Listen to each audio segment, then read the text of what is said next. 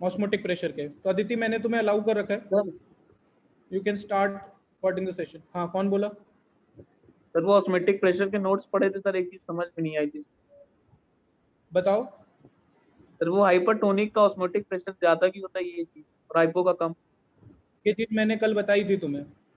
मैंने बोला था कि osmotic pressure is directly proportional to concentration. अब चाहे तुम उसको सल्यूट के रिस्पेक्ट में समझो चाहे सॉल्वेंट के रिस्पेक्ट में समझो, जिस चीज के जब भी हम कंसंट्रेशन की बात करते हैं तो हम सल्यूट के कंसंट्रेशन की बात करते हैं। मैंने तो चीज वहाँ पे समझाई थी सर आपको। हाइपरटोनिक सॉल्यूट के में भी सल्यूट का ऑस्मोटिक प्रेशर ज्यादा होगा। हाँ सॉल्यूट के बिहेवियर को सर गैस से कंपेयर करते हैं। बिल्कुल, बताया तो था तुम्हें, मैंने कंपेयर किया था ना गैस लॉ और वॉन्ट ऑफ थ्योरी को। ठीक है, हाइपोटोनिक में ऑस्मोटिक प्रेशर ज्यादा होता है सॉल्वेंट का, ध्यान रखिएगा। ठीक है, एक्चुअली में आपको उसकी मॉलिक्यूलर थ्योरी नहीं मालूम है, इसलिए थोड़ा सा कंफ्यूजन है और मैं पढ़ा भी नहीं सकता, अभी जरूरत भी नहीं। तो सर बट ऐसा still you can, qualitative property हाँ कॉलिगेटिव प्रॉपर्टी तो होगी नहीं, क्योंकि नंबर ऑफ का सोल्यूट समझ पार्टिकल नहीं है। डिपेंड करेगा। भाई सेमी परमिएबल मेम्ब्रेन के थ्रू पास होना है सॉल्वेंट को। अगर आप सॉल्यूट की प्रॉपर्टी, सॉल्यूट की संख्या बढ़ाओगे तो जो नंबर ऑफ पोर्स हैं वो एक्वायर हो जाएंगे, या नंबर ऑफ इफेक्टिव कोलिजन जो मेम्ब्रेन पे होने हैं वो घट जाएंगे अगर सॉल्यूट बढ़ाओगे या पार्टिकल्स बढ़ाओगे। भाई मेम्ब्रेन में पोर्स होते हैं, और जितना ज्यादा एरिया उस मेम्ब्रेन का सॉल्यूट के पार्टिकल्स एक्वायर करेंगे, सॉल्वेंट उतना ही कम हिट करेगा जाके, इसीलिए कॉलिगेटिव प्रॉपर्टी है।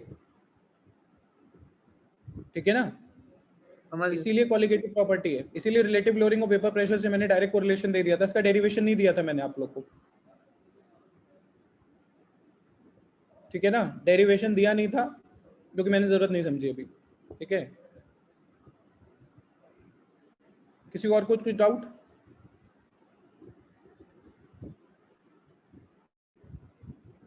चलें आगे शुरू करें, चलिए देखिए क्वेश्चन देखते हैं।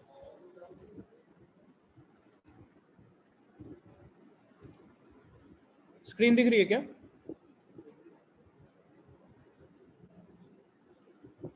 मेरी स्क्रीन दिख रही है अदिति? Yes sir. अच्छा हैं, वो तुम ही कर देना, वो कर नहीं पा रही है। ये फाइल क्यों नहीं खुल रही है अब? इस पे पीएनजी फाइल नहीं खुलेगी क्या?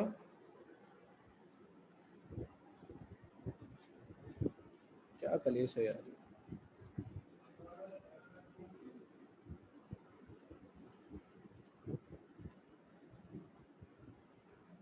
चलिए पावर पॉइंट ही खोलता हूँ।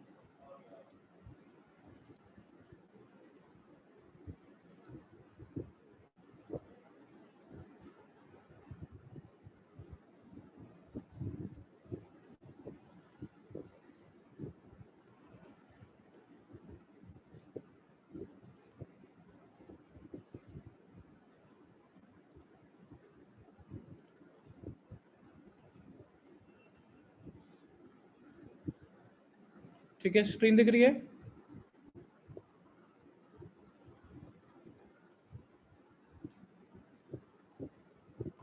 हेलो? यस सर, दिखाई दे रही है। देखिए क्वेश्चन है सामने, ठीक है। क्वेश्चन क्या कह रहा है? कह रहा है कि 200 centimetre cube of aqueous solution of a protein contains 1.26 gram of the protein. ठीक है, the osmotic pressure of such solution is इतना, calculate the molar mass of the protein. ठीक है, एक चीज ध्यान रखिएगा, इसमें R की जो वैल्यू है, जैसे गैस कांस्टेंट वाला जो R होता है उसकी तो 8.314 लेते हैं।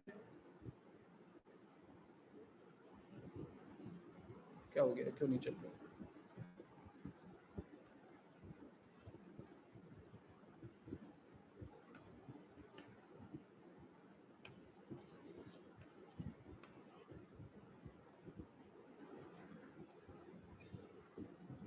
ठीक है, तो R की वैल्यू जो है हमारी वो 8.314 होती है एम के सिस्टम में, लेकिन इसमें जो R की वैल्यू लेंगे वो हम लेंगे 0.0831।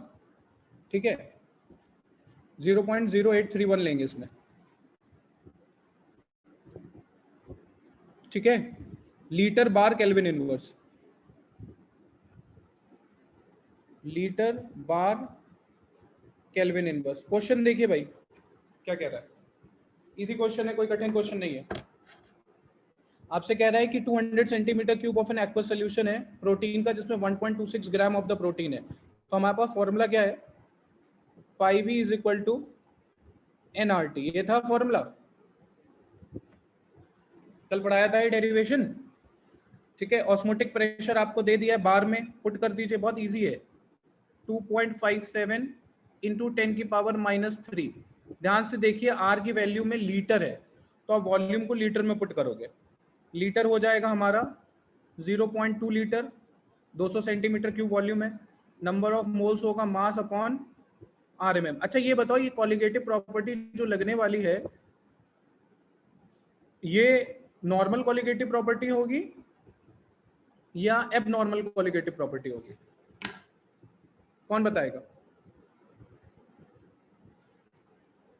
बोलो भाई एक जना, सब ऐसे बुद्ध बन के बैठ जाते हो, you have to interact with me, वैसे ही ऑनलाइन प्लेटफॉर्म है। क्यों जतिन सानी, कॉलिगेटिव प्रॉपर्टी नॉर्मल होगी या एबनॉर्मल होगी? सर नॉर्मल होगी, क्यों? क्योंकि प्रोटीन डिसोसिएट और एसोसिएट नहीं करेगा। क्योंकि सर नॉन इलेक्ट्रोलाइट, हाँ protein is a non electrolyte. ठीक है, ऐसा कहना गलत है, protein is a non electrolyte. ठीक है, गलत है ये कहना, proteins are electrolytes, they have a ionic nature, but proteins are not going to be dissociated, neither they are going to be associated, they can associate, proteins can associate, they can form micelles, they can form colloids, but in this question we are not going to consider them as electrolyte। ध्यान रखिएगा, proteins can associate as well as dissociate। okay, protein have ionic nature, they have ionic strength, they have particular pH। okay, so you cannot say that, but in this question we are going to assume that they are not going to be associated or dissociated. If the question will belong to the class of abnormal colligative property, remember that the question will mention that the solution has an electrolyte in it, कुछ ना कुछ तो hint देगा कि वो associate हो रहा है, डिसोसिएट हो रहा है, कुछ ना कुछ हिंट देगा, तो आपको वहीं से मालूम पड़ जाना चाहिए कि ये एबनॉर्मल है या नॉर्मल है। तो बहरहाल ये तो इजी है क्वेश्चन, इसमें कोई प्रॉब्लम, सामने सामने लिख दिया मैंने। हाँ, इसको सॉल्व करना है, ठीक है, पुट कर लीजिए।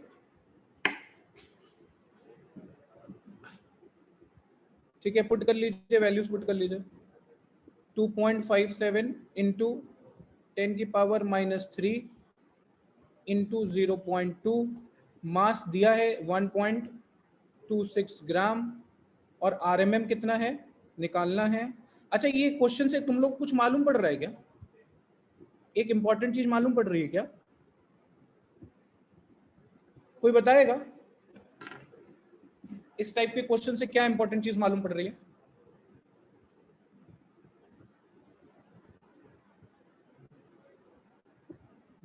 प्रोटीन्स और मैक्रोमोलिक्यूल्स, वो बहुत बड़े मॉलिक्यूल्स होते हैं, तो this is the method to calculate, to estimate their molecular mass. Okay, you can calculate the molecular mass. ठीक है, ये एस्टिमेशन का एक तरीका है। प्रोटीन्स बहुत बड़े होते हैं, मालूम नहीं ना कि प्रोटीन्स में कितने अमाइनो एसिड्स हैं, proteins are the polymers of the amino acids. ठीक है, तो it is this method can be used to estimate the molecular mass of the protein. ठीक है, तो हमें हर चीज की एप्लीकेशन मालूम होनी चाहिए, सिर्फ ऑस्मोटिक प्रेशर पढ़ के काम नहीं चलाना है, हमें मालूम होना चाहिए कि ऑस्मोटिक प्रेशर के एप्लीकेशन से हम क्या क्या पता लगा सकते हैं। ठीक है, जैसे प्रोटीन्स का क्वेश्चन है, तो हम ऑस्मोटिक प्रेशर से भाई किसी भी प्रोटीन सोल्यूशन को ऑस्मोटिक प्रेशर हम मेजर कर सकते हैं, इजीली हो जाएगा। और जब ऑस्मोटिक प्रेशर निकाल सकते हैं तो आप उसका मॉलिक्यूलर मास एस्टिमेट कर सकते हैं। ठीक है, this is a scientific method for to estimate the molecular mass of the proteins. Any doubt in this question? अगर नहीं है तो फिर मैं अगला क्वेश्चन कराऊं, नहीं है? ठीक है, एक अगला क्वेश्चन देखते हैं।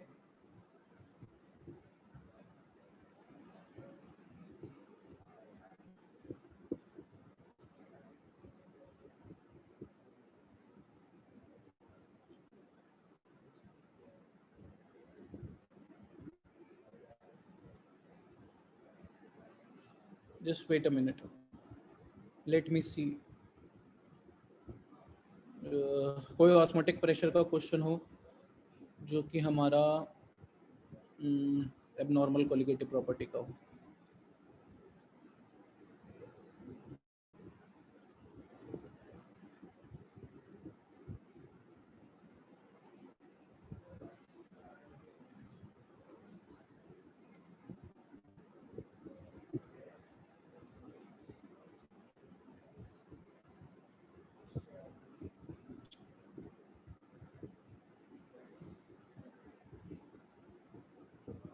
Okay,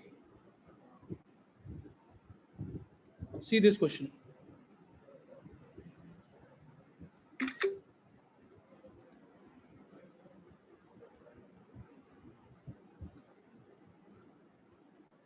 स्क्रीन दिख रही है क्या? Yes sir.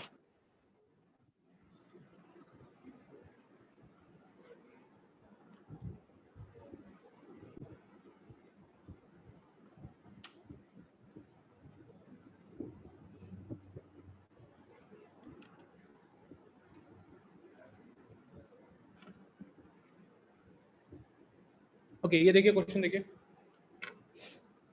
Determine the amount of calcium chloride. Amount का क्या मतलब हुआ?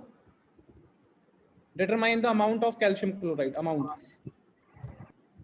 हाँ मास, की क्वांटिटी में। हाँ अमाउंट का मतलब मास।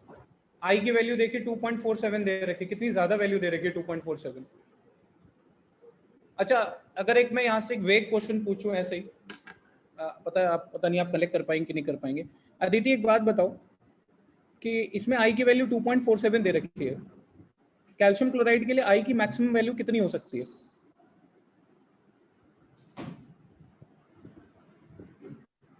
Come on, use your brain. हाँ, कितनी? 3. Yes 3, it can be 3, but ये 3 नहीं है, 2.47 है। इसका क्या मतलब है कि पूरा कैल्शियम क्लोराइड हम जो डालेंगे वो डिसोसिएट नहीं होगा, उसका नहीं सम होगा। अमाउंट बच जाएगा। ठीक है, it means it has a percentage dissociation. ठीक है, इसी तरीके से सोडियम क्लोराइड के लिए मैंने बताया था, वो एग्जैक्टली 2 नहीं आती आई की वैल्यू, वो 1.87 आती है। ठीक है, ओके, तो dissolved in 2.5 litre of water such that it's osmotic pressure is इतना। अच्छा, ये जो ऑस्मोटिक प्रेशर है ये ऑब्जर्व्ड है या कैलकुलेटेड है? जतन सानी, जो वैल्यू दी है ऑब्जर्व्ड है या कैलकुलेटेड है? सर कैलकुलेटेड लग रही। ऑब्जर्व्ड है, कैलकुलेटेड नहीं है। बोलिए, तो देखिए क्या लिखा है, determine the amount of calcium chloride dissolved in 2.5 litre of water such that it's osmotic pressure is इतना। I have said that the osmotic pressure of the solution is 0.75 atm. Sir ऐसे कोई वैल्यू दी होगी वो तो sir objective मानेंगे हम लोग। नहीं नहीं, अगर उन्होंने लिख दिया है कि कैलकुलेटेड वैल्यू ये, जनरली यही होगा, जो वैल्यू दी जाएगी वो ऑब्जर्व्ड होगी, बट मैं क्योंकि आपको क्वेश्चन को कैलकुलेटेड पकड़ना आना चाहिए। ठीक है ना, देखिए, तो आपको यहाँ पे दे रखा है, तो हम लोग ये वाला फॉर्मूला लगाएंगे, pi is equal to I times pi naught. ठीक है, तो पाई की वैल्यू 0.75 दे दी है, आई की वैल्यू आपको 2.47 दे दी है, और पाई नॉट की जगह हम लोग लिख सकते हैं N R T, by V. ये होता है ना formula, pi V is equal to N R T होता है। ठीक है, अब सारी वैल्यूज पुट कर लीजिए, 0.75, 2.47, एन, मास पूछा आपसे, तो एन की जगह रख दीजिए मास, और अपॉन आरएमएम कितना होगा कैल्शियम क्लोराइड का, बताओ, कैल्शियम का 40 और 35.5, 35.5, हाँ 1171, 111 111। ठीक है, तो आरएमएम रख दिया 111। आर की वैल्यू क्या पुट करें? 0.083। एटीएम बोलो, बार बोलो, एक बात है। टेम्परेचर कितना? 27 है, 27 को केल्विन में कन्वर्ट करेंगे 300, और 300। वॉल्यूम जो है हम पुट करेंगे 2.5 लीटर्स। ठीक है, तो यहां से आपका क्या निकल आएगा? मास। वैल्यू सॉल्व कीजिए, जल्दी से सॉल्व करो, बैठो मत, solve the value, tell me the answer, what is the answer?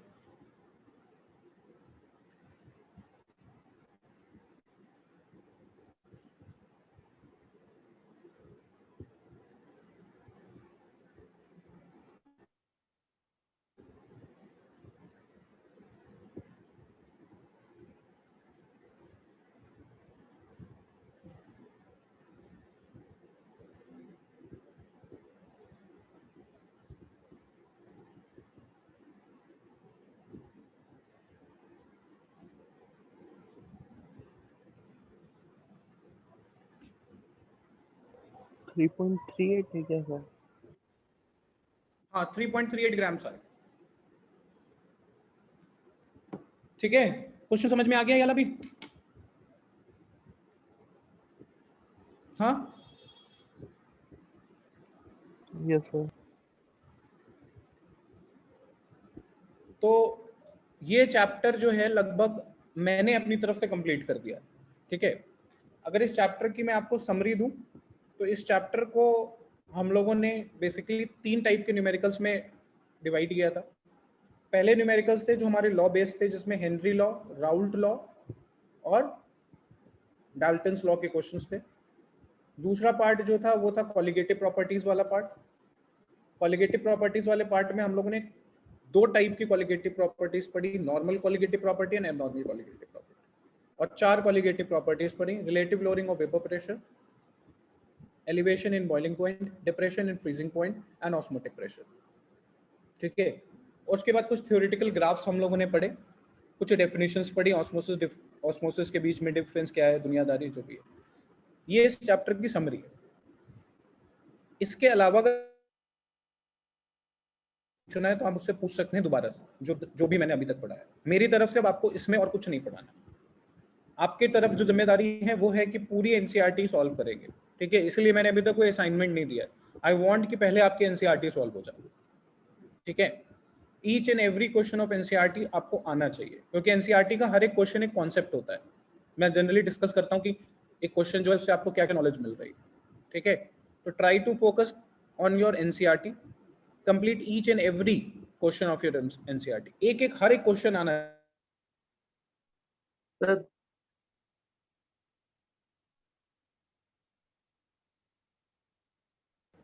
Okay, I am back, I am audible? Yes sir. yes, sir. तो मैं यही बता रहा था कि you have to be very sure on the questions of NCERT. NCERT तो आनी ही चाहिए, हर एक क्वेश्चन आना चाहिए। ये मत सोचिएगा कि किसी भी क्वेश्चन को छोड़ दें, हर एक क्वेश्चन के पीछे एक अंडरलाइंग प्रिंसिपल होता है। फॉर एग्जांपल, उस दिन अदिति ने एक क्वेश्चन पूछा था जिसमें 6 कंपाउंड्स की सॉल्युबिलिटी को कंपेयर करना था, और जब मैंने उस क्वेश्चन को एक्सप्लेन किया तो मैंने आपको बहुत सारे अंडरलाइंग प्रिंसिपल्स बताए।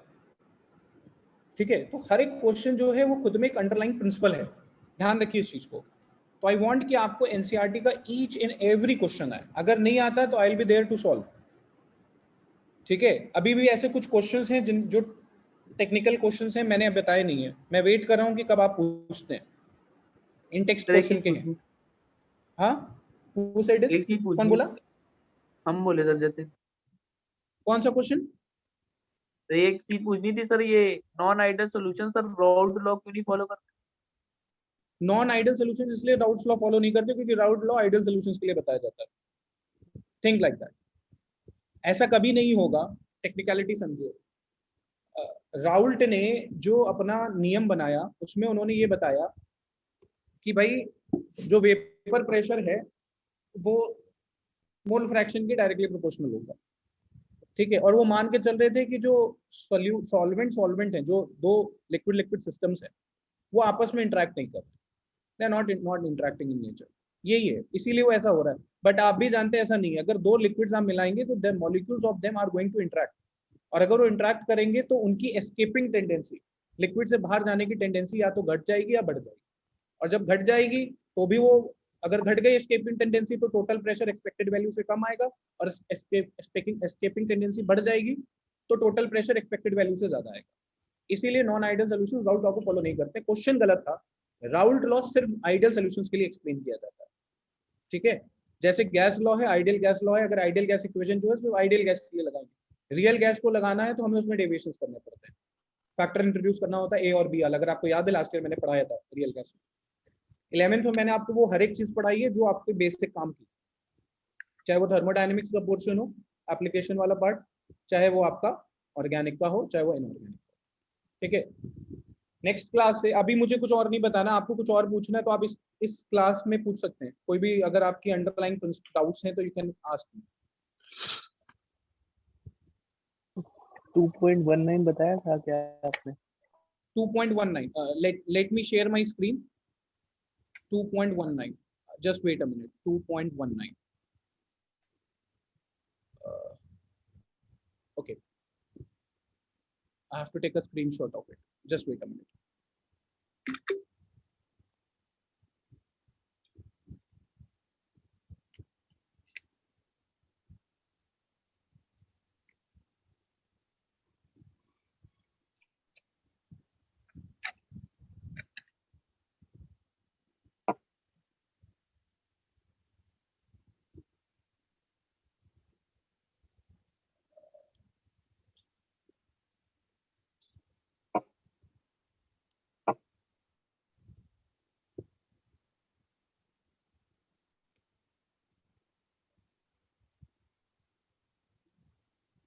Share screen.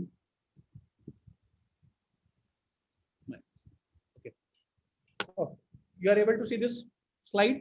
दिख रही है? क्वेश्चन यही वाला कह रहे हो 2.19 अनमोल? हाँ सर, हाँ सही वाला। It states that a solution containing 30 gram of non-volatile solute, exactly 90 gram of water, has a vapor pressure of 2.8 kilopascals at 298. Further, 18 gram of water is then added to the solution, and the new vapor pressure becomes 2.8 kilopascals. Calculate the molar mass of the solute, vapor pressure of the water at 298 Kelvin. It's very easy. इसमें क्या problem आ रही है? देखिए, आपको दो conditions दे रखी है। Condition ये दे रखी है कि पहली ये ऊपर मूव नहीं हो रहा, तो मैं इधर लिख रहा हूँ।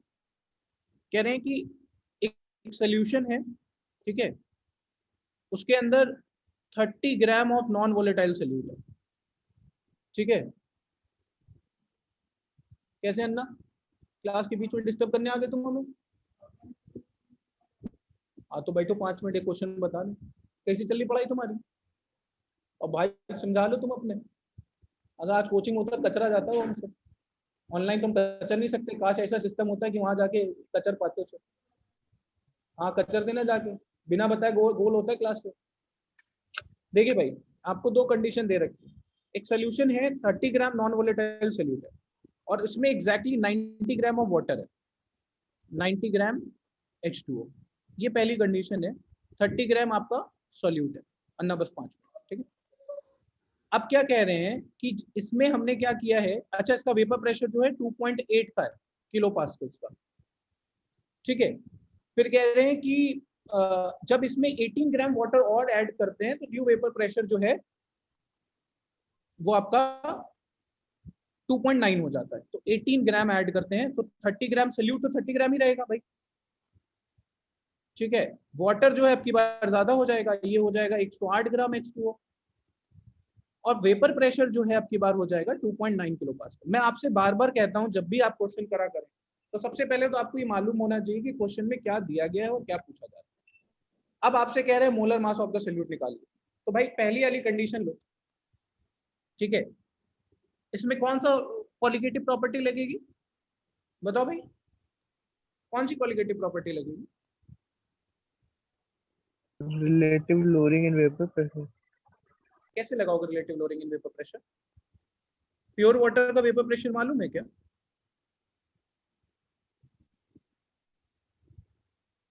सेवन सिक्स नहीं, हाँ निकाल सकते हैं ना 298 पे। कैसे निकालोगे? तो 100 डिग्री पे 760 mmHg होता है। 760 mmHg क्या होता है? Try to Pure apply the water का logic, try to apply the logic. आप क्या करो, आप इस वाले चीज को जो है ना प्योर सॉल्वेंट मान लो, समझ रहे हो, और जी इसे सर। मान लो आप अपना जो है सोल्यूशन। तो आप ये अप्लाई करो, P naught minus P S by P naught, oh sorry, हाँ अच्छा ये बताओ इसमें से मोर कंसंट्रेटेड सोल्यूशन कौन सा है?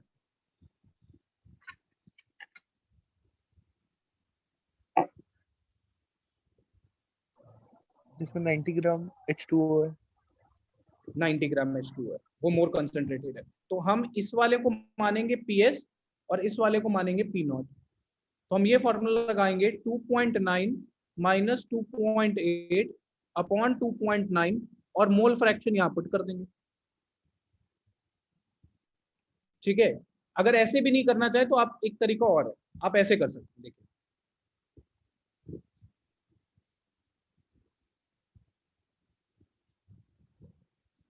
आप इक्वेशन बनाइए, इसके लिए इक्वेशन बनाइए। आप लिखिए P naught minus P S by P not,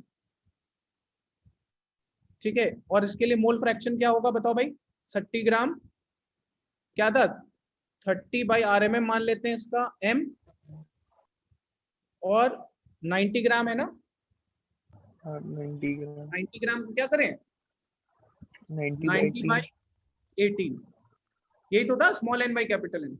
इसे पहली इक्वेशन मान लीजिए, एक इक्वेशन और बना लीजिए, P naught minus P S upon P naught is equal to, यहाँ पे कर लीजिए 30 बाई एम अपॉन, अब की बार यहाँ कर लीजिए 108 बाई 18। अब आप ऐसा समझिए आपको दो चीजें फाइंड करनी है, ठीक है। पी नॉट की वैल्यू आपको निकालनी है, इसमें पी एस की वैल्यू दे दी 2.8, तो यहाँ पे इस वाले पीएस की जगह 2.8 पुट कर दो, इस वाले पीएस की जगह 2.9 पुट कर दो। कितनी इक्वेशन है भाई? दो इक्वेशन है, दो अननोन वेरिएबल्स है, तो linear equation in two variables होगी कि नहीं होगी? हाँ भाई अनमोल, हाँ सर, लेकिन ठीक है। इसमें तो देखो वाटर लेकिन मैं इसे डायरेक्ट सॉल्व कर देता हूँ। हम इन दोनों इक्वेशंस को डिवाइड कर देते हैं, ठीक है। इन दोनों इक्वेशंस को डिवाइड कर देते हैं। तो जो हमारी पहली इक्वेशन थी, यहाँ पे लिखता हूँ P naught minus 2.8 upon P naught 30 by M into 19, और 18 ऊपर चला जाएगा, है ना। और दूसरी वाली को डिवाइड कर देते हैं, P naught minus 2.9 upon P naught is equal to 30 by M into 18, और नीचे आ जाएगा 108। इसे डिवाइड कीजिए तो देखिए पी नॉट से पी नॉट चला गया, एम से एम चला गया, 30 से 30 चला गया, 18 से 18 चला गया। अब आपके पास क्या बचा? यहाँ से बचा P naught minus 2.8 upon P naught minus 2.9, और उधर परली तरफ क्या बचा 108 डिवाइडेड बाई 90, ठीक है। इसको भी काट लो, 18 6 और 18 5 तो ये हो जाएगा 5 P naught minus 2.8 into 5 is equal to 6 P naught और माइनस 2.9 इंटू 6। तो पी नॉट की वैल्यू आ जाएगी, इस पी नॉट को इधर लिया है, इसको उधर ले गए, तो 2.9 इंटू 6 माइनस 2.8 इंटू 5। इसको सॉल्व कर लीजिएगा, पी नॉट की वैल्यू आ जाएगी आपकी। अब इस पी नॉट की वैल्यू को किसी एक इक्वेशन में पुट कर दीजिए, you will get the molar mass. बताओ भाई अनमोल, समझ में आ गई बात? जी सर। हाँ हाँ सर, आ गई, 3.4 ठीक, आया। 3.4 आया, ठीक है। जो भी आया आप चेक कर लीजिएगा। बाकी किसी को कोई क्वेश्चन पूछना है? अन्ना, प्रतीक, अदिति, मुस्कान, किसी को कुछ पूछना है? You have to 2.38 ask the बता। क्वेश्चन। कौन बोला ये? अन्ना बोला है? अरे नाम अनमोल बताओ भाई, जी, कौन बोला है? जतिन। अच्छा तुम, जामवत।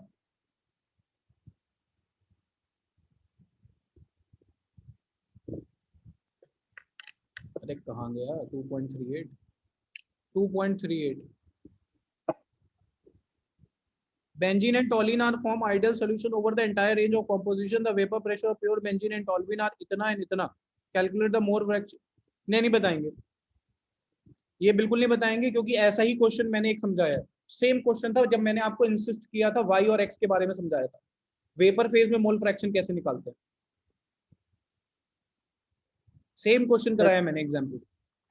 सर पी नॉट का आंसर 3.53 दिया है। कितना दिया है? 3.53। हम लोग का कितना आ रहा है? 3.4। ठीक है, इट्स फाइन, कोई प्रॉब्लम नहीं है। ठीक है। हाँ हाँ इट्स फाइन, ओके। अप्रोक्सीमेशन चलता है इतना, ठीक आ रहा है, ठीक है ना। हो सकता है कोई हमने अप्रोक्सीमेट वैल्यू रख दी हो, it's fine, the answer is right, okay. Actually में वो उधर होगा ना, 1 मिनट रुकिए। वो नीचे उसके भी मोल जोड़ने पड़ेंगे ना 30/m के। हाँ, वो वाला जो हम लोग ने नेग्लेक्ट किया है ना हाँ भाई, हाँ हमने हाँ ये फॉर्मूला लगा दिया है। हमने फॉर्मूला ये लगाया है P0 minus PS by P0 small n by capital N, ये लगाया है ना। लेकिन एक्चुअल फॉर्मूला तो ये होता है ना, याद करो, P0 minus PS by P0 small n upon capital N plus small n, ये होता है ना पूरा फॉर्मूला हाँ, उसीलिए थोड़ा डिफरेंस आ रहा है। है। हाँ वो स्मॉल एन निगलेक्ट करा है तो इसीलिए वो डिफरेंस आ रहा है थोड़ा सा। हाँ, इसीलिए डिफरेंस आ रहा है। You can apply the formula, NCERT में दिया है, स्मॉल n नेग्लेक्ट करके दिया है, और n की वैल्यू ठीक स्मॉल है। है इसलिए आप नेग्लेक्ट कर सकते हैं। ठीक है ना। अब फिर से वही बात आती है, कहाँ अप्लाई करें कहाँ ना अप्लाई करें, तो आप एक ही चीज पकड़ के चलिए, यही वाला फॉर्मूला लगेंगे, small n by capital N, 10 जगह ना करेंगे। ठीक है। The meeting is going to over in 40 seconds. Jatin Sahani, ये वाला क्वेश्चन दोबारा ट्राई करोगे? सर किया नहीं था आएगा सर, तो पेपर बताऊं, क्योंकि सेम क्वेश्चन ऐसा मैंने किया है सर। ओके, फिर मैं दूसरी मीटिंग शेयर कर रहा हूँ। हाँ, मैं बता रहा हूँ, क्वेश्चन बता रहा हूँ, दूसरी मीटिंग शेयर कर रहा हूँ, स्टॉप शेयर। 10 मिनट हैं अभी, हम लोग कर देते हैं।